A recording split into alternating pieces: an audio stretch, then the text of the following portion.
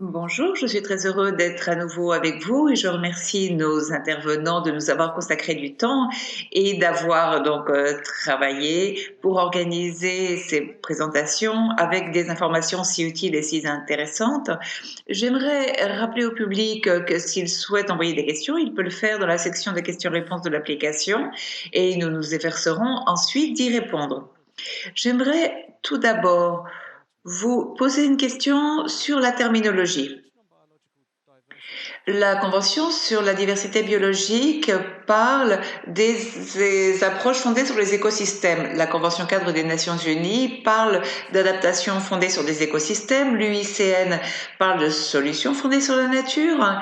Et ici, nous faisons référence aux approches fondées sur la nature. Pensez-vous que l'utilisation du terme solution comme peut être problématique, voire dangereux, car cela incite les personnes à penser que nous avons toutes les réponses dans la nature et que par exemple le boisement ou le reboisement suffisent?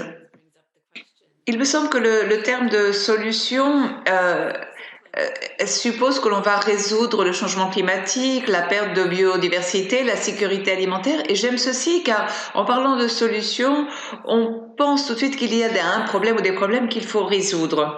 Et peut-être qu'avec une approche, on peut résoudre différents problèmes.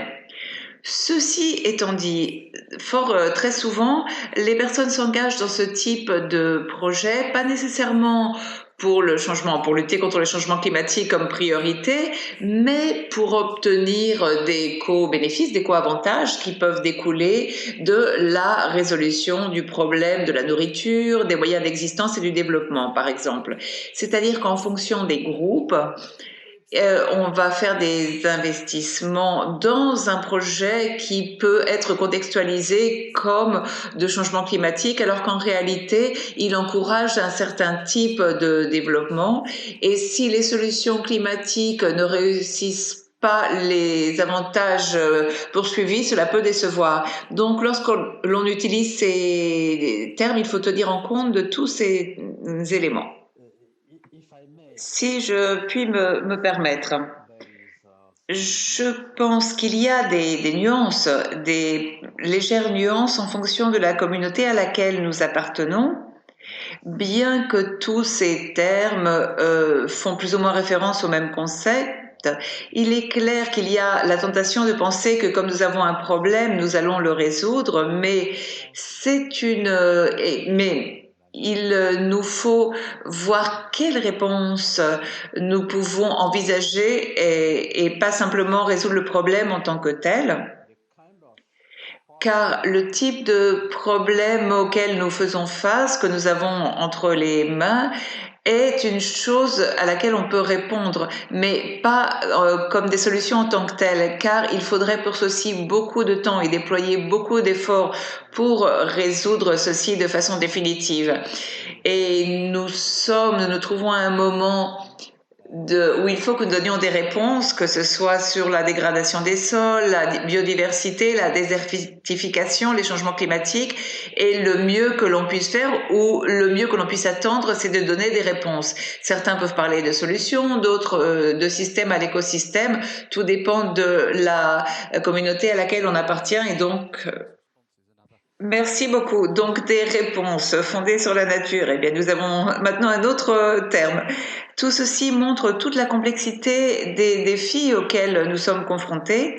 Holly, dans votre présentation, vous avez parlé de dispositifs de sauvegarde qu'il faut développer et qu'il faut être éclairci pour les approches fondées sur la nature, par exemple, pour obtenir l'équilibre entre les objectifs de l'environnement et de diversité biologique. Comment cela peut-il être fait à court terme de façon adéquate, compte tenu du fait qu'il nous faut rapidement appliquer des efforts d'élimination du CO2 et qu'il y a de plus en plus d'engagements qui sont annoncés en la matière? Oui, il y a eu beaucoup d'avancées et de progrès dans ce domaine. Le groupe de Nathalie à Oxford a travaillé avec différentes ONG pour élaborer une série de règles et de normes, et ce type d'approche qui implique différentes parties prenantes sont adéquates. Et on peut voir ceci également dans les biocombustibles qui sont soumis à différentes règles, à la compensation de carbone ou les certifications, les normes en la matière. Tout ceci ont des éléments positifs. Il me semble que les plus solides et rigoureux sont celles qui disposent d'une participation plus large, qui comptent d'une participation plus large. Mais ce qui est fondamental, c'est qu'il y a déjà eu beaucoup de travail en la matière et donc il faut l'appliquer et continuer. Yuba, voulez-vous ajouter quelque chose? Comme l'ont dit Holly et Nathalie, l'engagement des citoyens, la participation de la communauté est fondamentale, étant donné que nous parlons d'un domaine dans lequel il va y avoir, où il y a des communautés qui vivent dans le domaine d'application de ce type d'approche et qui vont souffrir des conséquences sur leurs moyens d'existence et autres. Donc, ils doivent être impliqués dans la prise de décision pour que l'on puisse écouter ce qu'ils ont à dire. Si l'on veut appliquer l'une de ces types d'approches, il ne faut pas mettre de côté les personnes qui vivent là-bas. Ceci ne peut pas se faire aux dépens des moyens d'existence de ces personnes qui doivent donc faire partie du processus de décision. Oui, et j'aimerais dire qu'une partie de ce travail n'est pas seulement de créer des normes ou des mécanismes de sauvegarde, mais il faut également financer des études de recherche spécifiques sur les communautés tout au long d'une période déterminée pour engager, impliquer ces personnes. Et ceci demande du temps, demande des connaissances experts, mais c'est primordial car parfois on mène des études empiriques sur la façon dont ces règles pourraient être mises sur des listes de vérification, mais on ne voit pas comment cela peut s'articuler sur le terrain. Donc c'est un processus très long et ce n'est ce n'est pas simplement une mesure en concret, mais c'est un processus continu. Merci beaucoup. Oui, tenter de réaliser des études de recherche auprès de différentes communautés dans différents pays est absolument primordial. Une question du public. La combinaison de solutions fondées sur la nature avec des solutions d'infrastructure peut-elle produire des synergies, des contreparties ou des contradictions? Quelle est exactement la question? Alors, la question, c'est la combinaison de solutions fondées sur la nature et de solutions qui impliquent de grandes infrastructures peut-elle produire des synergies, des contreparties et des contradictions? Je ne sais pas si la personne qui a envoyé la question peut être plus spécifique quand elle parle de grandes infrastructures et nous pourrons ainsi mieux répondre à la question ensuite. D'après mon interprétation de la question, par exemple, je pense à des murs, des grands murs construits sur la mer au lieu de la restauration de littoral ou de carbone bleu. Donc la question est, oui, bien sûr, il peut se produire des synergies et aussi des contreparties et des contradictions, mais il est difficile de dire quelque chose de concret sans avoir un exemple spécifique à l'esprit. Il y a eu un article publié sur l'adaptation et l'élimination de carbone dans lequel sont étudiées les synergies et les contreparties potentielles. C'est un article intéressant. Donc, il y a des articles publiés sur ce sujet. Oui, vous pourriez peut-être nous apporter des références et comme ça, je pourrais les mettre à disposition de notre public.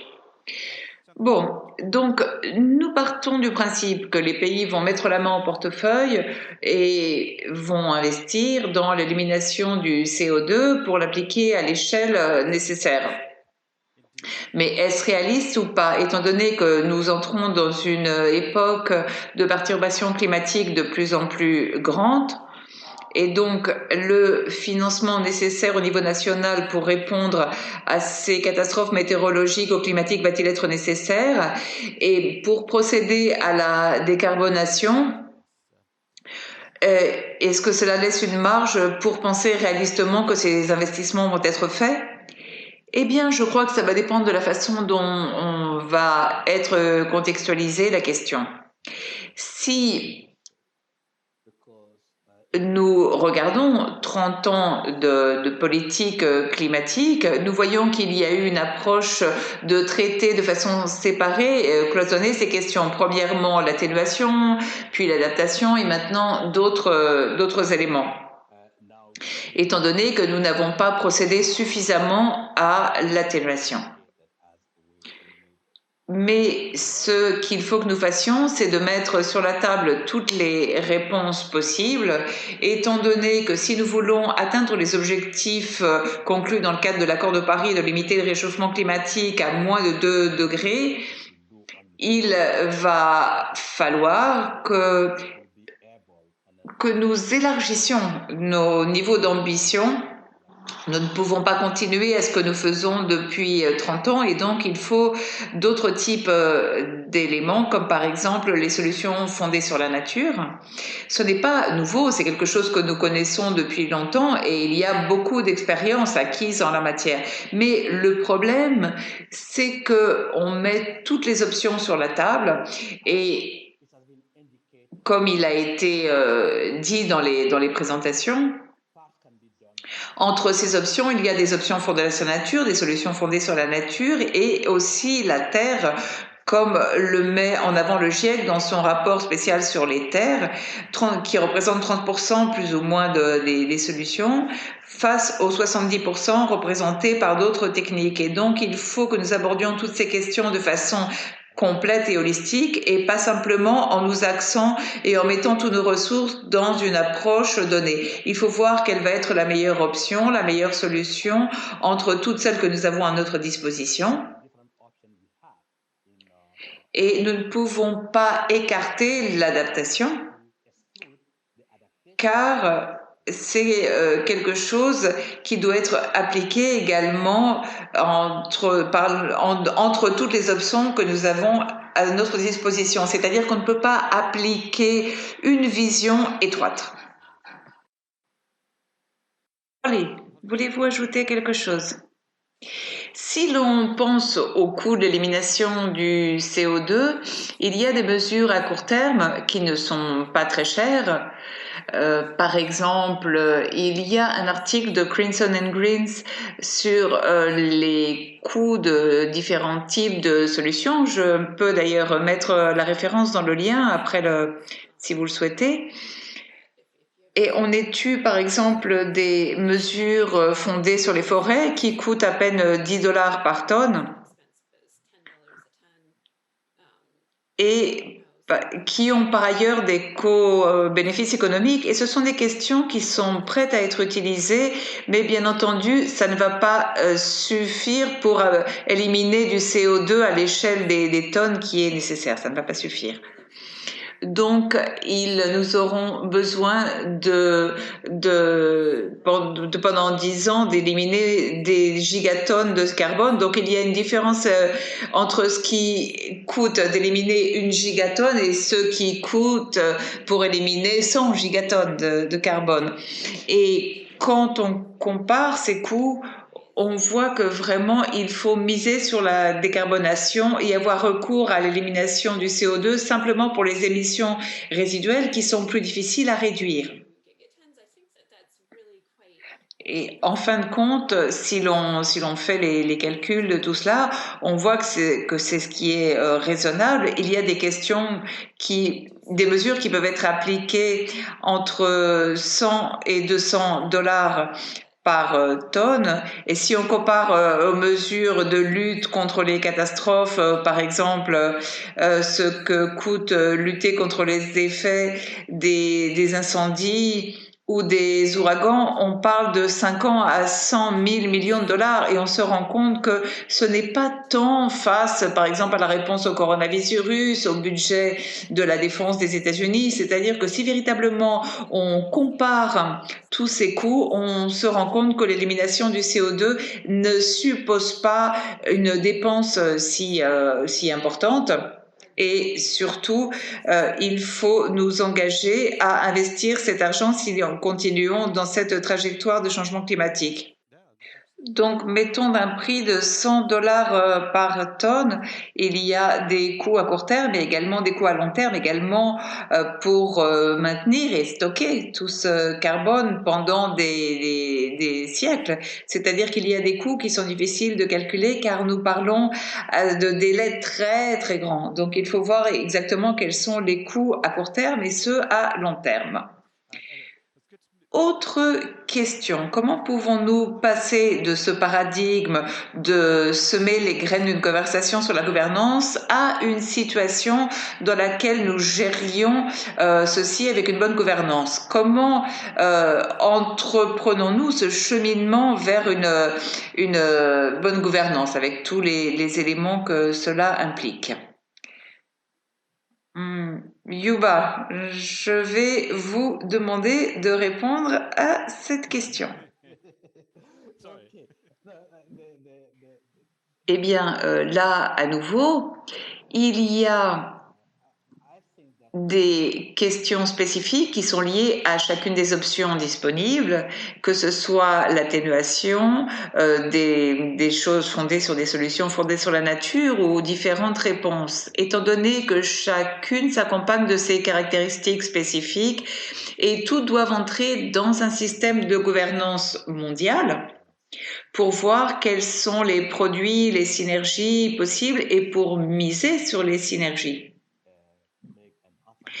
Et par ailleurs, il faut étudier quelles sont les circonstances locales, étant donné qu'il y a un aspect local en particulier pour ce qui est des solutions fondées sur la nature et qui est important. En outre, si l'on considère que ce sont des biens communs pour partager par tous et toutes, et c'est également quelque chose qui nous sert à inscrire ceci dans son contexte. Et c'est bien entendu complexe, c'est une question épineuse, mais tous ces aspects doivent être pris en compte, aussi bien ce qui est contraire ou spécifique que ce qui rejoint une perspective plus mondiale pour pouvoir les concilier et que tout ceci soit en harmonie. Et par ailleurs, il faut créer des capacités car si nous sommes face à une situation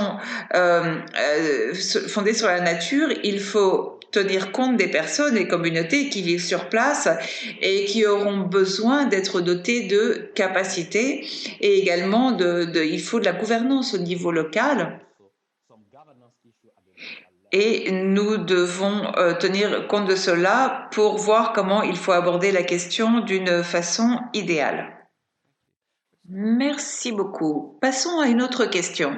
Est-ce que vous pourriez donc nous expliquer ou nous dire quelque chose sur les principales différences qu'il y a quand on applique à grande échelle des solutions fondées sur la nature en fonction du contexte? Par exemple, j'imagine que si elles sont appliquées au Ghana, le processus de délibération, de gouvernance et la participation citoyenne va être très différente que si c'était appliqué en Allemagne.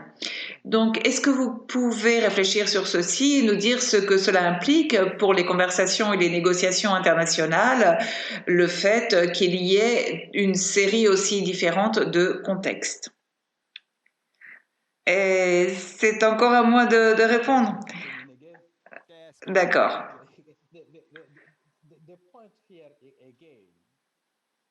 Et en tenant compte des différents éléments qui ont été mises en avant par Holly dans sa présentation sur ces questions fondamentales qu'il faut étudier sérieusement sur la sauvegarde, sur la question des fugues et autres. Donc, compte tenu de tous ces éléments, il est difficile de savoir comment cela va être articulé concrètement dans un pays donné.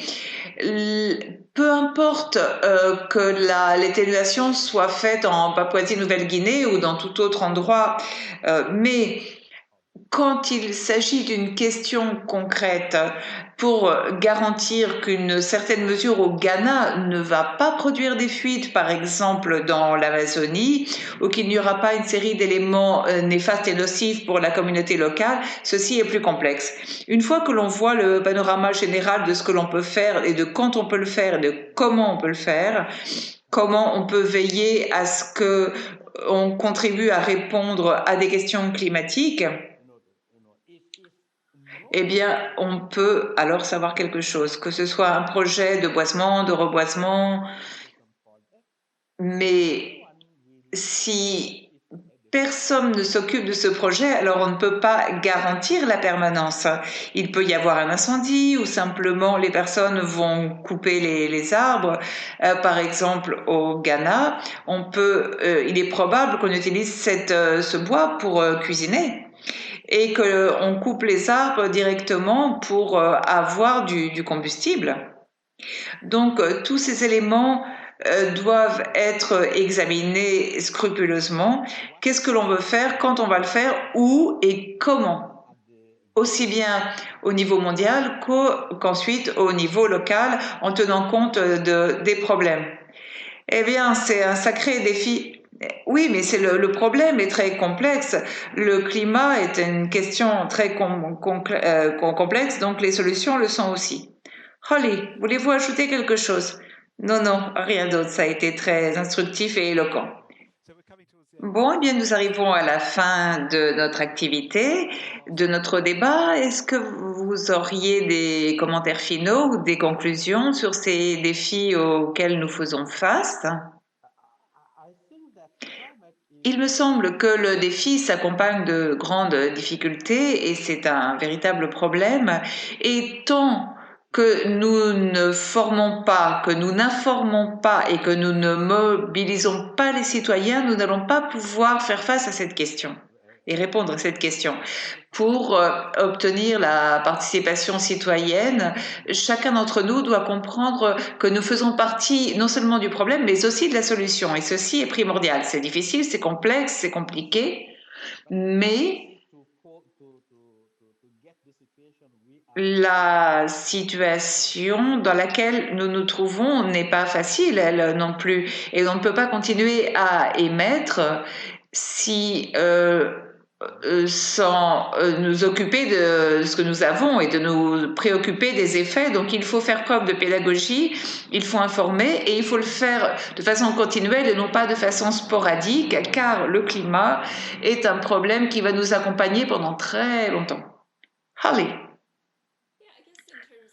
Eh bien, pour ce qui est de l'évaluation du fait que ces approches sont réalistes ou pas et viables à grande échelle, il me semble qu'il est difficile de trancher cette question car cela dépend du paradigme et le paradigme peut changer très rapidement. Par exemple, aujourd'hui, le Pakistan a déclaré qu'il n'allait plus construire de centrales au charbon. Et au cours des dernières années, il y a eu un abandon du charbon qui, il y a 10 ans, n'était peut-être pas viable, mais il y a eu toute une série d'avancées technologiques. Il y a aussi le gaz de schiste, des options plus économiques, et tout ceci contribue à ce que soient brandis des arguments en faveur du climat. En fin de compte, le contexte change et nous pouvons avoir des perceptions différentes sur ce qui est viable ou pas. Ce qui ne veut pas dire qu'il faut avoir confiance que tout va aller mieux. Il faut faire que chacun d'entre nous fassions ce qui lui correspond. Et bien entendu, là, je parle comme défenseur du climat et non pas comme une intellectuelle ou comme une universitaire. Mais il faut continuer à défendre une certaine vision jusqu'à ce qu'elle soit viable, car c'est ainsi que nous pouvons contagier les autres et diffuser notre message. Il faut donc garder toute notre énergie et notre enthousiasme. Merci beaucoup. J'ai été ravie de parler avec vous. C'est toujours un plaisir. Et vous pourrez revoir cette vidéo sur notre page web où il y a également d'autres matériels et documents d'information. Et demain, nous avons un webinaire sur le captage direct du carbone de l'air Sur notre page web, nous avons publié une conversation avec Johan Rockström sur les limites planétaires, qui est également un sujet qui peut vous intéresser. Donc, je vous dis au revoir et merci beaucoup, Holly, Yuba, pour votre participation. Merci à Nathalie, bien qu'elle n'a pas pu être avec nous. Et merci à tous les membres de notre public qui ont vu cette activité. J'espère vous revoir très bientôt. Au revoir. Oui, et j'ai vu l'entrevue de Rockstrom et c'est vraiment très bien. Et j'ai vu la version en anglais et en français et la traduction est très bonne. Donc, eh ben c'est bien de le savoir. Merci, au revoir.